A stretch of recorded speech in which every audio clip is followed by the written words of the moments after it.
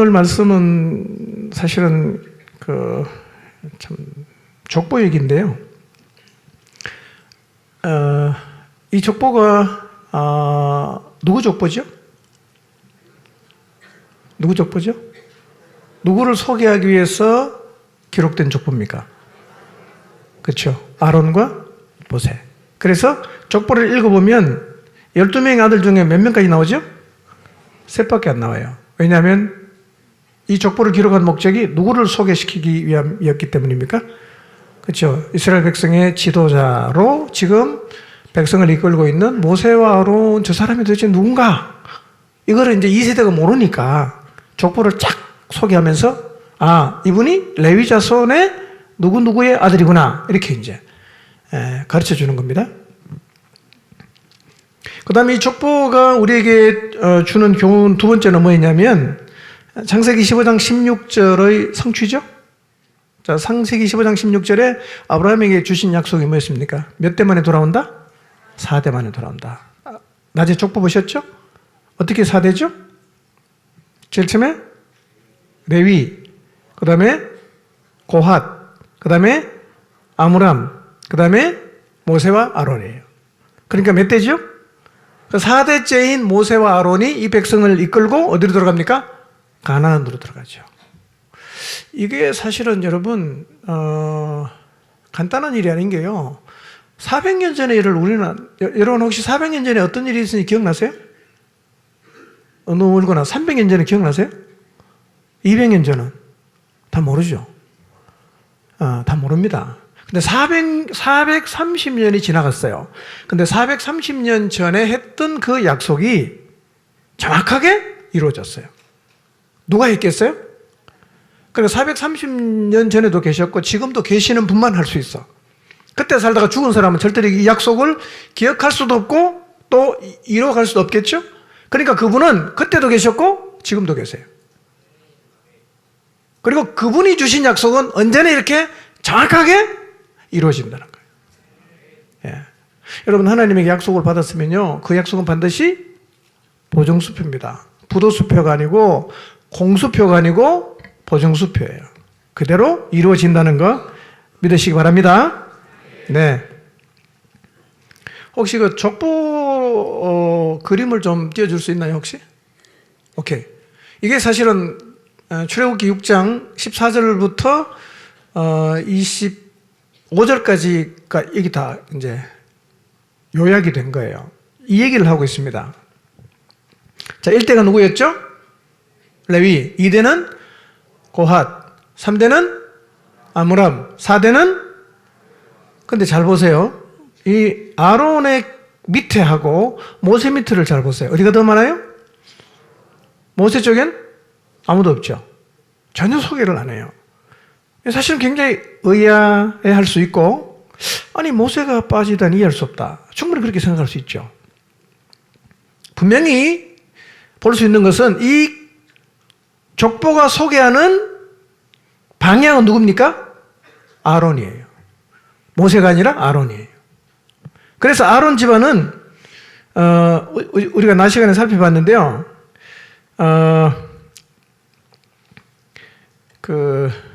아들도 소개하고 그 다음에 손자까지 소개하죠. 부인도 그냥 이름만 적은 게 아니라 집안 얘기하고 오빠 얘기까지 다 적어놨어요. 굉장히 상세하게 이 아론의 족보를 소개를 하고 있습니다.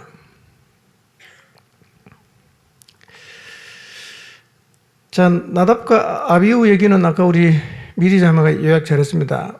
나답과 아비후가 왜 죽었죠?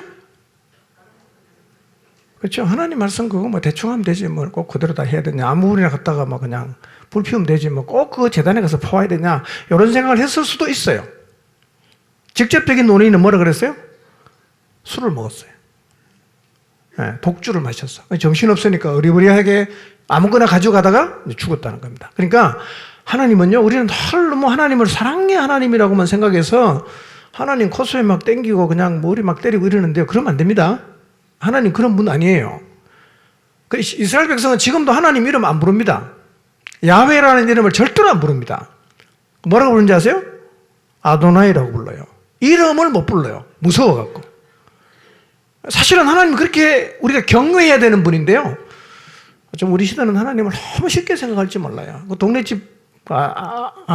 아저씨나 아니면 아무런 힘도 없고 그냥 능력이 없는 시골 촌노처럼 생각했어요. 그냥 마음대로 뭐 뺨도 때리고 뭐 수염도 땡겨도 괜찮다고 생각하는데요. 하나님 절대 그런 분 아니에요. 우리는 하나님을 두려워해야 됩니다. 경외감이 있어야 합니다. 이게 정상입니다. 네. 고라 얘기했죠? 고라는 왜 반역했죠? 고라하고 모세하고 촌수가 어떻게 된다고요? 친사촌입니다. 친사촌이에요. 친사촌끼리 같이 잘 지내는데 갑자기 모세, 아론이 그냥 백성의 지도자가 돼서 막 다 하니까 고라가 조금 열받았던 것 같아. 야, 니 야근하고 똑같은데 니네가 다 해먹냐? 이러고 이제 반역을 했단 말이에요. 그러니까 여러분 중요한 건 이거예요. 하나님이 주신 임무에 만족해야 된다는 거예요. 그 사람은 그 사람대로 쓰는 거고 나는 나대로 쓰는 거고 저 사람은 저 사람대로 쓰는 거예요. 자꾸 비교하지 마시기 바랍니다. 나는 그냥 나예요. 나는 나대로 하나님 쓰시면 그냥 나대로 순종하면 가면 되는 거지요. 자꾸 나 거는 마음에 안 들고 자꾸 저 사람께 마음에 들어서 그렇게 이제 질투를 하면 우리도 잘못하면 누구처럼 될 수 있죠? 고라처럼 될 수 있어요. 하나님 반역을 되게 싫어하세요. 그래서 성경에서요, 죄를 짓고 땅에 입을 벌려 죽었던 사람은 고라밖에 없어요. 살아있을 때 지옥 간 사람이야. 이 사람 쉽게 말하면. 하나님 반역하는 거 굉장히 싫어하십니다. 왜 그럴까요? 다 반역하면 공동체가 유지가 되겠어요? 여기서 들고 오려고 저기서 들고 오려고 니하고 내가 똑같은데 니만 해먹냐? 하루에 한 번씩 이렇게 들고 오려면 공동체가 갈 수 있어요 앞으로? 못 가겠죠? 그래서 하나님이 그 반역한 고라를 땅이 삼키게 한 다음에 그 다음날 뭐 하십니까? 지파 수령들 지팡이 다 갖고 와라. 그리고 레위 지파의 지팡이는 아론의 지팡이라고 적어라. 그리고 하룻밤 지나가 보니까 뭐가 지팡이 먹어놨죠? 싹이 납니다. 그리고 살구열매가 맺혔어요. 무슨 의미입니까? 내가 이 사람 붙들어 쓰고 있으니까 니네가 자꾸 여기에 시비 걸지 마라. 이런 얘기예요. 그것도 언약궤 안에 넣고 보관했단 말이에요.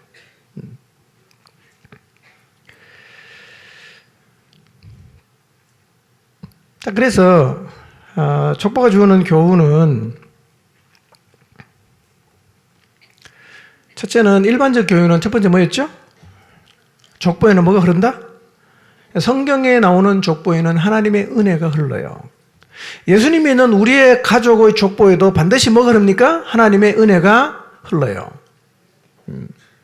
세상의 족보는 완벽한 족보는 없어요. 다 문제가 있습니다. 뭐 여러분 집안 3대만 올라가 봤어요. 정말 기록하기 부끄러운 사람이 있어요. 근데 우리만 그런 게 아니었어요. 모세 아론 족보도 그랬고요. 메시아 족보도 똑같거든요. 똑같아요. 그러나 완벽하지 않지만 하나님의 은혜가 흐른다는 사실에 우리는 감사하고 받아들이고 만족하면서 가야 됩니다. 자, 두 번째, 한 족보 안에도 뭐가 있다고요? 복받은 사람이 있고 저주받은 사람이 있어요. 한 집안에도 일부는 복받고 일부는 저주받고 이러거든요. 여러분의 인생을 족보의 기록으로 남기면 여러분은 어떤 사람으로 기록될 것 같습니까? 자, 근데 저는 이 말씀을 준비하면서 제일 많이 고민했던 게 그거였어요. 왜 하나님이 모세 후손을 안 쓰셨나?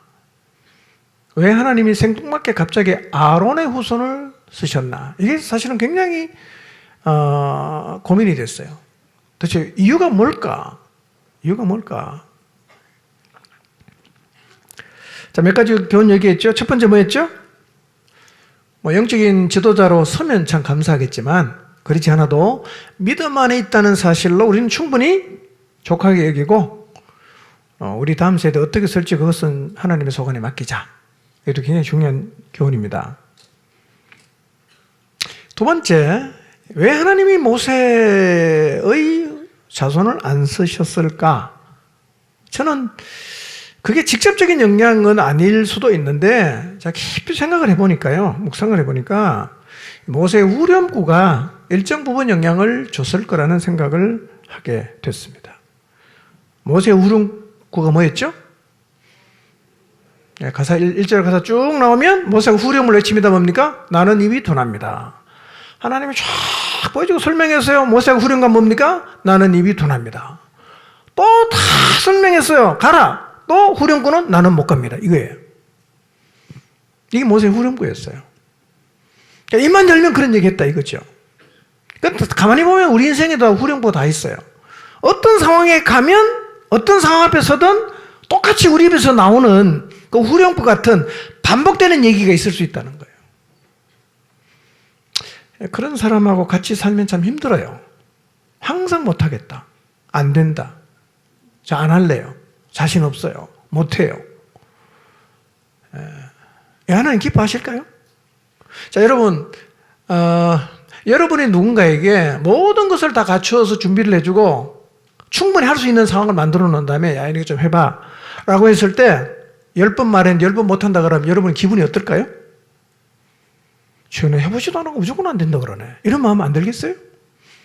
자, 하나님이 안 되는 걸 우리보고 막 그냥 시킬까요? 그럼 하나님 나쁜 분이지. 안 되는 줄 알면서 시켰다면. 근데 하나님은 되니까 하라고 얘기를 하시지 않겠어요?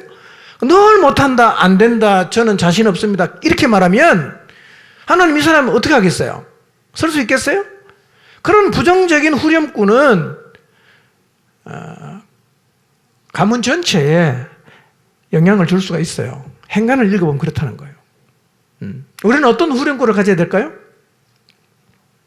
아멘. 네, 주님 하겠습니다. 자신 없지만 주님 하라고 하면 저는 합니다. 이렇게 말해야 되지 않겠어요? 우리 다 그렇게 말을 하면 하나님의 나라가 얼마나 확장이 되겠어요? 전부 안 한다, 못한다, 나는 자신 없다, 저 사람 시켜라. 계속 이렇게 얘기를 하는 그런 후렴구를 갖고 있는 사람이 많으면요. 사실은 교회가 이 세상을 향해서 진취적으로 나갈 수가 없어요. 세상이 만만한 것이 아니지 않습니까? 바로가 이스라엘 백성 쉽게 안 내줬던 것처럼 오늘 세상도요. 우리가 하나님 말씀 복음을 들고 나가면 쉽게 안 내줍니다. 그렇지만 어떻게 나가야 돼요? 주님이 시키면 아멘하고 가면 결국은 다 데리고 온단 말이에요. 근데 가보지도 않고 자꾸 그냥 부정적으로 못한다, 안 된다 이런 얘기를 하는 것은 하나님이 결코 기뻐하지 않는다. 혹시 여러분의 후렴구가 부정적이라면 이제 여러분의 후렴구를 바꾸시기 바랍니다. 아멘. 자, 따라합시다. 이렇게 후렴구 바뀌었어요. 아멘. 해보겠습니다. 자신은 없지만 주님 말씀에 순종하겠습니다. 아멘. 늘 이렇게 말하시기 바랍니다. 늘 이렇게 말해야 돼요. 이렇게 말해야 됩니다. 자, 세 번째, 왜 모세의 자손을 하나님이 쓰시지 않았나? 그건 실제적인 영향을 준 것은요, 가정의 영향입니다. 가정. 어쨌든 모세가 참 하나님 사랑하는 마음이 있었지만 미디안에 가서 시보라랑 결혼하고 나서는 시보라에게 기가 좀 밀린 것 같아요. 본인의 뜻을 관철을 못하고 살았어요. 할례도 못 줬으니까.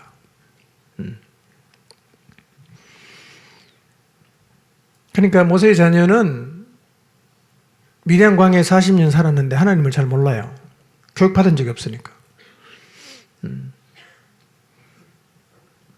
그러니까 나이 40이 넘어갔고 비로소 하나님에 관한 얘기를, 하나님에 대한 얘기를 처음 들었을 수도 있어요. 물론 모세가 그 전에 얘기했을 가능성은 있지만 말이에요. 그러니까 40년 동안 전혀 하나님을 모르고 살다가 갑자기 등장해서 내 모세 아들이야, 내가 지도자 할 거야, 이게 되겠어요? 안 된다는 거죠. 안 돼요. 그에 비해서 아론의 가정은 어떻습니까? 모세를 신앙교육시킨 요게벳 밑에서 아론도 똑같이 자랐으니까 그도 신앙교육 잘 받았겠죠. 와이프가 누굽니까? 유다 지파죠? 나손의 누이 엘리세바였어요. 나손이 누구라고요? 유다 지파의 족장이에요. 유다 지파 족장 집에 딸하고 결혼했어요. 그러니 엘리세바도 신앙교육을 가정에서 잘 받았겠죠? 양부모가 다 잘 받았어. 이 두 사람이 결혼했다. 그럼 아이들 어떻게 길렀겠어요? 적어도 4명의 아론의 아들들은 부모로부터 신앙교육을 아주 잘 받았을 거예요. 그러니까 가정 자체가 신앙 공동체고 예배 공동체란 말이에요. 그 속에 계속 자라는 거예요. 여러분, 이거 진짜 무시할 수 없습니다, 여러분. 저는 여러분의 자녀가 다음 세대 정말 하나님의 나라를 위해서 살아가는 믿음의 리더로 키우길 원한다면 여러분의 가정이 신앙 공동체가 되어야 됩니다. 예배 공동체가 되어야 됩니다. 집에서 신앙 교육해야 돼요. 이게 아무것도 아닌 것 같죠? 이거 엄청난 겁니다, 이게요. 이게 아이 마음속에 기초로 탄탄히 자리 잡으면요, 안 흔들립니다, 이거요. 굉장히 중요한 겁니다. 여러분의 가정이 예배 공동체가 되게 하시기를 바랍니다. 신앙은요, 하나님하고 아무 상관없이 살다가 어느 날 갑자기 훅 날아갔고 지도자가 되는 일은 없어요. 하나님 그렇게 사람 많습니다. 예. 청소년을 둔 부모님들 가정에서 신앙교육을 잘 시키십시오. 예배 공동체가 되게 하십시오. 이게요, 돈이 안 나와요. 학업에 별로 도움이 안 돼요. 그렇지만 이 아이의 인생에는 굉장한 영향을 준다는 사실을 잊지 마시기를 바랍니다. 네 번째 문제는 뭐였어요? 왜 모세의 자녀를 못 쓰지 않으셨나? 이 네 명은 공동체를 너무 오래 떠나 있었어요. 최소 40년 떠나 있었죠. 모세와 같이 가다가 할례 받고 다시 돌아가 버렸어요. 그래서 어쩌면 모세와 아론을 통해서 하나님께서 자기 자신을 드러내신 가장 중요한 시점에 얘네들은 없었어요. 10가지 재앙 내릴 때 게르솜과 엘리세는 없었어요. 홍해를 건너는 그 위대한 하나님의 기적이 일어났을 때 게르솜과 엘리세는 없었어요. 그러니까 이스라엘 공동체가요, 하나님의 그 놀라운 역사를 바라보면서 감격하고 흥분하고 미래하면 막 그냥 작은복 치면서 춤추고 난리가 나잖아요. 이 여호와로 인한 그 감격과 흥분을 그 애굽에 있는 세대들은 다 경험했어요. 누구는 경험 못했어요? 모세 아들은 경험 못한 거예요. 그런데 어디 있었어요? 미디안에 가 있으니까. 전혀 모르는 거예요. 그러니 이미 그 상태로만 놓고 봐도 모세의 아들하고 나머지 애굽에 있었던 이스라엘 공동체는 신앙에 편차가 생기는데 어느 날 갑자기 와서 이 모세 아들이 이 공동체를 끌고 갈 수 있겠어요? 못 끌고 갑니다. 못 끌고 갑니다. 그러니까 가만히 따지고 보면 하나님의 방향이 옳은 거예요. 그렇게 할 수밖에 없어요. 물론 세월이 많이 흐른 다음에 모세의 후손들이 신앙 공동체 안에 자라고 예배 공동체를 누리면서 그 다음 세대에 가서는 지도자로 서겠지만 모세의 뒤를 이어서 이스라엘 백성의 영적인 지도자로 서는 것은 현실적으로 불가능하다. 뭐가 중요합니까? 가정에 예배하는 공동체가 되는 건 너무 중요합니다. 가정에서 책 펴놓고 안 가르쳐도 신앙생활이 뭔지, 하나님을 어떻게 섬겨야 되는지, 하나님 말씀을 어떻게 순종해야 되는지, 어떻게 살아야 되는지, 이거를 자식들에게 보여주는 것은요, 굉장한 신앙의 자산이에요. 계속 보여줘야 돼요. 그냥 집에 가보면 맨날은 그냥 주식한 얘기하고, 그 다음에 비트코인 한 얘기하고, 그냥 이런 얘기만 계속 애들 듣고 자라면 걔네 마음속에 신앙이 자라겠어요? 자리를 잡겠습니까? 앉으면 하나님 얘기하고, 하나님 은혜 얘기하고, 신앙 간증하고, 하나님 은혜를 고백하고, 이러면요, 아이들이 그 안에서 물이 들어가는 거예요. 이렇게 신앙의 물이 점점 들기 시작하면요, 세상의 바람이 아무리 있어도 안 날아갑니다, 애들이요. 안 날아가요. 굉장히 견고해진단 말이에요. 그리고 공동체가 너무 중요합니다. 예. 여러분, 우리가 모여서 하나님의 은혜를 누리고 하나님이 행하신 일을 고백하고 그 다음에 하나님을 높여드리고 이런 감격 있는 자리에 우리 아이가 계속 함께하면서 자라면요, 그게 얼마나 영적인 큰 자산이겠어요. 하나님 진짜 살아계신 거 맞아. 나 경험해서 나 봤어. 우리 이모 봤어. 우리 할머니 봤어. 누구 봤어. 계속 이게 마음속에 하나님이 쌓여가지 않겠어요? 이런 사람이 하나님 말씀에 순종하는 게 어렵겠어요? 그게 자연스럽게 되는 거죠. 근데 그거 하나도 경험 못해. 딴 데 있다가요, 한 40년 만에 쑥 들어왔어요. 지도자 되겠어요? 될 수가 없습니다, 여러분. 안 돼. 그러니 한 땅 안에서 살아계시는 하나님을 경험하며 살아가는 거, 이거요, 진짜 놀라운 축복이에요. 예. 여러분의 자녀를 이 신앙의 땅 안에서 또 여러분의 가정을 예배 공동체가 되게 해서 약한 세상 속에 여러분의 자녀들이 이 세상을 영적으로 이끌고 가는 믿음의 지도자로 세워갈 수 있게 되기를 축복합니다. 기도합시다.